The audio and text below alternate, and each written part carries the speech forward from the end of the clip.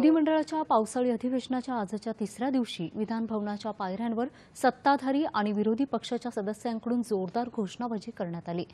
अर्थसंकल्पात जाहीर झालेल्या घोषणा या आगामी निवडणुका डोळ्यासमोर ठेवून केल्याचे आरोप करणारे फलक दाखवत विरोधक घोषणाबाजी करत होते।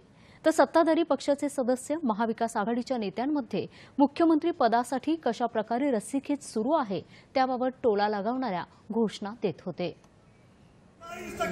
सरकारचा